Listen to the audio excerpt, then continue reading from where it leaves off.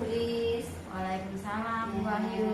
apa kabar Bu Lis? Alhamdulillah sehat. Bagaimana keadaan Bu Wahyu? Alhamdulillah seperti yang Bu Lis lihat, kita bisa bertemu di sini.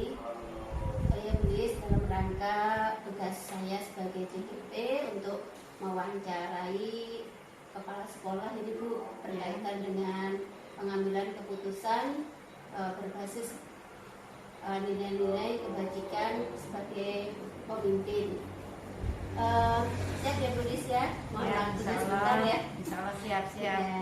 Oke, pertanyaan yang pertama Bu Lis ini, selama ini bagaimana Ibu selaku kepala sekolah SD Negeri Tunggorono dapat mengidentifikasi kasus-kasus yang merupakan dilema etika atau bujukan moral? Terima kasih Mbak Wahyu. Saya melihat dari sudut pandang moral dan hukum, apabila kasus tersebut melanggar hukum, maka sudah tentu benar lawan salah. Namun jika masih bisa dikatakan benar lawan benar, masalah tersebut adalah dilema etika. Oke, selama ini Bu, bagaimana Ibu menjalankan pengambilan keputusan di sekolah ini, terutama untuk kasus-kasus di mana ada dua kepentingan yang sama benar atau sama-sama mengandung nilai kebajikan? Terima kasih Mbak Wahyu.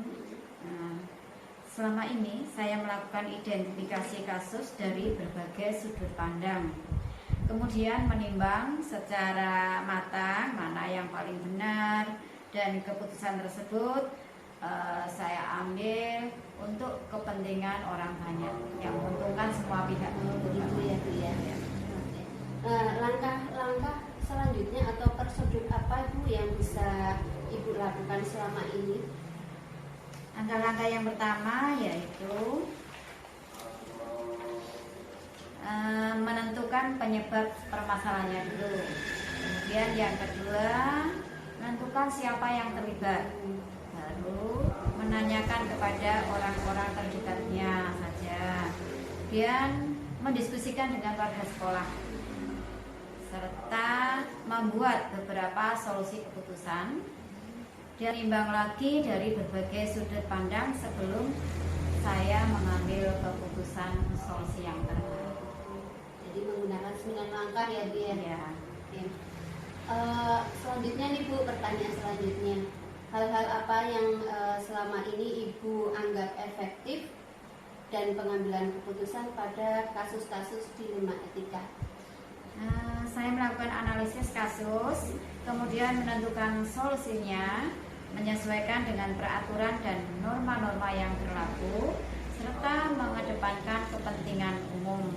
Itu Mbak Wahyu. Berarti ya untuk masyarakat ya, untuk ya semua pihak ya. Ya. Hal apa saja yang selama ini merupakan tantangan gitu ya dalam pengambilan keputusan pada kasus-kasus dilema etika? Tantangan yang dalam mengambil keputusan itu saya mencari keputusan yang terbaik, karena keduanya merupakan masalah yang sama-sama benar. Jadi dalam mengambil keputusan saya harus menguntungkan kedua belah pihak supaya tidak merugikan salah satunya. Begitu ya. Jadi dilema Ya, ya. itu. Apakah Ibu memiliki sebuah tata cara atau jadwal tertentu dalam sebuah penyelesaian kasus dilema etika? Apakah langsung menyelesaikan di tempat atau memiliki sebuah jadwal atau untuk menyelesaikan bentuk atau prosedur yang mungkin ada yang sudah dijalankan selama ini? Kalau itu masalahnya ringan, saya langsung memutuskan masalah tersebut. Namun kalau itu berat, saya melakukan sesuai dengan tahap-tahap yang sudah saya sampaikan tadi. Oh, gitu yang dimaksud dengan langkah tadi ya, Bu ya. Ya tidak tidak merugikan kedua belah pihak. Iya. Nah, Ibu, adakah seseorang atau faktor-faktor yang apa yang selama ini memudahkan atau membantu Ibu dalam pengambilan keputusan kasus-kasus dilema etika yang pernah terjadi di SD Tumorono ini? Ya. Untuk mempermudah saya pengambilan keputusan, saya selalu berdiskusi dengan warga sekolah, stakeholder sekolah agar semuanya dapat berjalan dengan baik dalam saya memberikan keputusan. Jadi saya mengambil keputusan tersebut dengan melibatkan stakeholder sekolah supaya tidak merugikan semua pihak. Ya, kita tahan dulu ya, Bu. Ya. Dari yang sudah Ibu sampaikan, pembelajaran apa yang bisa dipetik dari pengalaman Ibu dalam pengambilan keputusan untuk permasalahan kasus dilema etika? Pelajaran yang dapat saya ambil yaitu saya lebih paham, lebih bisa membijaksanai, lebih bisa membijaksanai dalam rangka menganalisis permasalahan untuk dijadikan pertimbangan dalam menentukan solusi, menentukan masalah yang tepat dan yang terbaik. Jadi sudah melalui tahapan ya menentukan paradigma yang ada ya Bu ya, kemudian menggunakan 9 langkah, kemudian memilih prinsip yang digunakan ya Bu ya. Terima kasih Bu waktu yang sudah diberikan atas wawancara pada siang hari ini. Sekali lagi saya selaku CGP hanya bisa berterima kasih atas waktu yang sudah diberikan. Sama-sama Mbak Wahyu, semoga bermanfaat dan kedepannya bisa menjadi menjadi guru penggerak yang hebat, yang luar biasa. Okay? Terima kasih. Assalamualaikum warahmatullahi wabarakatuh. Waalaikumsalam warahmatullahi wabarakatuh.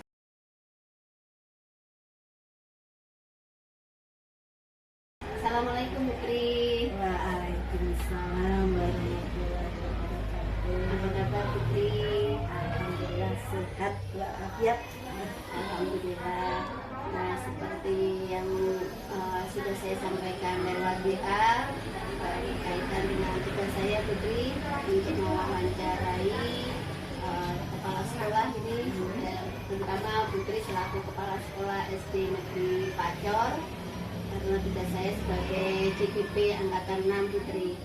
Nah, yang ingin saya tanyakan ada beberapa pertanyaan Putri ya. Yang pertama ini, selama ini bagaimana Ibu selaku kepala sekolah SD Negeri Pacor dapat mengidentifikasi kasus-kasus yang merupakan dilema etika atau kan bukan moral? Kalau saya sebagai kepala sekolah melihat bahwa kasus dilema etika itu di mana itu merupakan situasi yang terjadi ketika kita harus memilih antara dua pilihan, itu benar dan salah secara moral, tetapi bertentangan. Sedangkan wujud moral yaitu situasi atau keadaan ketika harus mengambil keputusan antara benar dan salah. Gitu ya. Oke. Selama ini Bu, bagaimana Ibu menjalankan pengambilan keputusan di SD Negeri Pacor, terutama untuk kasus-kasus di mana ada dua kepentingan yang sama-sama benar atau sama-sama mengandung nilai-nilai kebajikan? Sebelum keputusan itu diambil dalam kasus kalau dilema etika ya, terlebih dahulu dilakukan pengumpulan fakta ya, kemudian siapa-siapa saja yang terlibat, kemudian menganalisis benar atau salah, kemudian baru membuat alternatif solusi. Itu di sini membuat keputusan juga di sini dilihat lihat lagi keputusan itu betul atau salah. Direfleksikan ya Bu, direfleksikan. Selanjutnya Bu Tri, langkah-langkah atau prosedur apa yang bisa dilakukan selama ini di SD Negeri 2 Pacor? Kalau langkah-langkah yang bisa dilakukan dalam pengumpulan fakta ini antara lain ya mengumpulkan dulu fakta yang terjadi, kemudian siapa saja yang terlibat, kemudian menganalisis benar apa salah kasus tersebut, kemudian mengambil atau membuat alternatif solusi atau pemecahannya bagaimana, kemudian baru membuat keputusan. Nah, ini juga dilihat lagi keputusan tersebut direfleksi sudah sesuai apa ya. Langkah-langkahnya ya Bu ya. Oke, selanjutnya hal-hal apa nih yang selama ini Ibu anggap efektif dalam pengambilan keputusan pada kasus-kasus dilema etika? Hal-hal yang saya anggap efektif dalam pengambilan keputusan kasus dilema etika adalah dengan menelaah siapa-siapa yang terlibat, kemudian sifatnya urgent atau tidak di sini. Kemudian kasus dilema etika tersebut urgent atau tidak suatu kasus tersebut ya. Kemudian mengambil keputusan alternatif solusinya. Selanjutnya hal-hal apa nih yang selama ini merupakan tantangan bagi Ibu dalam pengambilan keputusan pada kasus-kasus dilema etika? Tantangan dalam pengambilan kasus dilema etika adalah masalah tersebut mempunyai nilai yang sama-sama penting, tetapi harus ada yang didahulukan, juga adanya orang-orang atasan yang langsung terlibat di sini, yang langsung terlibat, serta adanya peraturan-peraturan yang harus dipenuhi. Tak kalah penting adalah nilai atau rasa yang harus diutamakan. Jadi harus ada rasanya juga ya Bu, perasaannya yang ditimbulkan ya. Oke. Apakah Ibu memiliki sebuah tata kala atau jadwal Bu yang tertentu atau yang sudah menjadi rutinitas dalam sebuah penyelesaian kasus dilema etika? Apakah langsung menyelesaikan pada tempatnya pada waktu tersebut atau memilih sebuah jadwal atau pengambilan keputusan dilema etika? Pastinya kita tidak punya jadwal, misalnya jadwal khusus ini, tetapi ada tata kelola dengan menganalisa, mempertimbangkan dan melakukan musyawarah kasus dilema etika yang baik secara formal ataupun non-formal.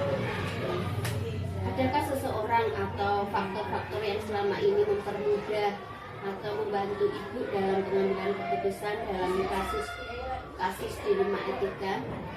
Seseorang atau faktor yang mempermudah dalam pengambilan keputusan pada kasus dilema etika adalah orang-orang yang terlibat, adalah orang-orang yang profesional, yang menghargai dan menerima keputusan atasan. Dari semua hal yang sudah Ibu sampaikan, pembelajaran apa yang bisa Ibu petik dari pengalaman Ibu dalam pengambilan keputusan dilema etika?